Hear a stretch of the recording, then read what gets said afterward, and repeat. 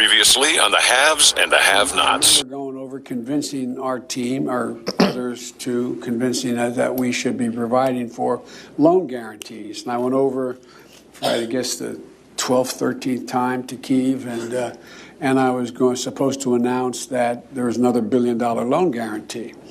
And I had gotten a commitment from Poroshenko and from Yatsenyuk that they would take action against the state prosecutor, and they didn't. So they said they were walking out to press conference. I said, no, I said, I'm not going to, or we're not going to give you the $1 billion. They said, you have no authority. You're not the president. The president said. I said, call him. I said, I'm telling you, you're not getting the $1 billion. I said, you're not getting the $1 billion. I'm going to be leaving here. And I think it was, 6 hours? I said, I'm leaving in 6 hours. If the prosecutor's not fired, you're not getting the money. Well, son of a bitch. Got fired. And they put in place someone who was solid at the time. Well, there's still, they made. It ain't for everybody. Victor Shokin joins me for a One Nation exclusive. Watch. Why were you fired from your position by President Poroshenko? I have said repeatedly in my previous interviews that Poroshenko fired me at the insistence of the then Vice President Biden because I was investigating Burisima. So did President Poroshenko tell you that he wanted you to stay on the job, but there was pressure from Vice President Biden? You understood me correctly. This is how it was.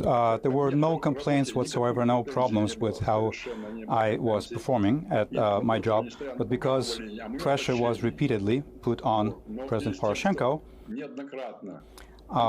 that is what ended up in him firing me. What are your thoughts when you saw the tape of Vice President Biden speaking to the Council on Foreign Relations, saying you had 6 hours to fire you or you're not going to get the $1 billion? Not only the position of President Poroshenko, the office of President Poroshenko was humiliated, but the entire country of Ukraine was humiliated. And I developed a very firm understanding of the fact that the Vice President was only acting in his own interests. He, generally speaking, handled Ukraine like it was his own backyard. He would put people that were suitable for him, he would arrange for them to be put in certain positions. Why were you looking into Burisima? The reason I oversaw the Burisima case was because I was the prosecutor general. Burisima was an ordinary case. There wasn't anything particularly different about it. The reason that I was handling it was because it deserved a special mention. It was on a list of cases to merit special attention, because Hunter Biden was involved with Burisima, and of course his father, the Vice President Biden at the time, oversaw Ukraine affairs for the White House. This is why. Understood. Do you believe they were up to no good? Were they up to doing something corrupt with Burisima? Was the company of Burisima corrupt, as been alleged, which since has been disbanded? I have no doubt that there were illegal activities engaged in by Burisima. As a matter of fact, the criminal case had been started before me.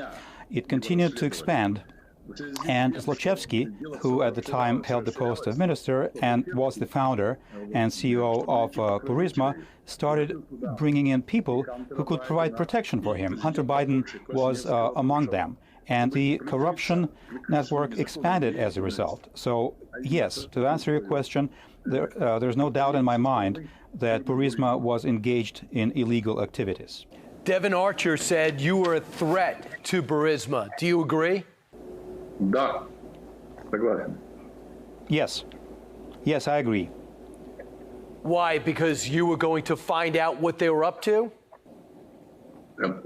Because he understood, and so did Vice President Biden, that had I continued to oversee the Burisima investigation, we would have found the facts about the corrupt activities that they were engaging in that included both Hunter Biden and Devin Archer and others. What corrupt activities did you suspect they were engaged in? It would take half a day for me to discuss every single count, but I can say that Burisima illegally produced, sold, and utilized gas. Zlochevsky, the founder of Burisima, recently made a plea deal with the prosecution in a case where he was accused of giving a $6 million bribe, which is the kind of money that you don't just give away if you're not really engaging in anything illegal. So his plea deal was to cover up a $6 million bribe that he gave earlier.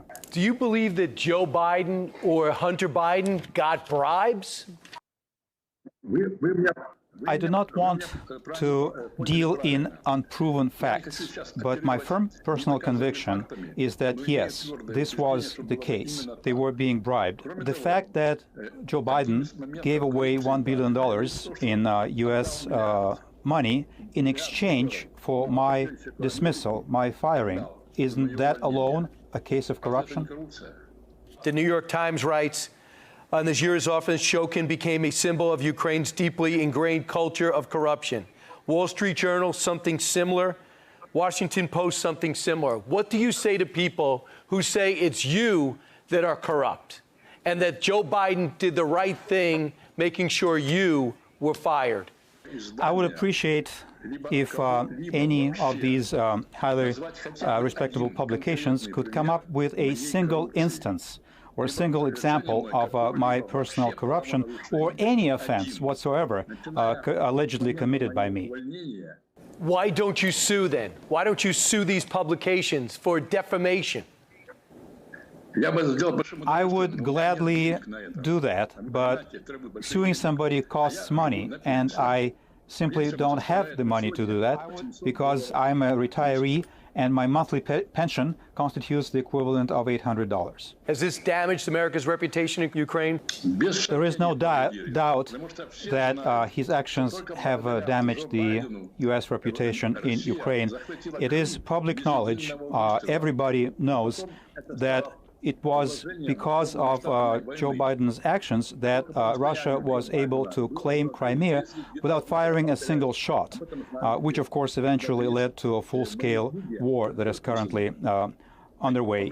And I do talk about this in my book. But yes, the damage has been done, definitely. I have long been concerned about my personal safety and security. I've already died technically twice as I was poisoned with mercury. Viktor Shokin, thank you so much. Appreciate your time. Look forward to reading your book.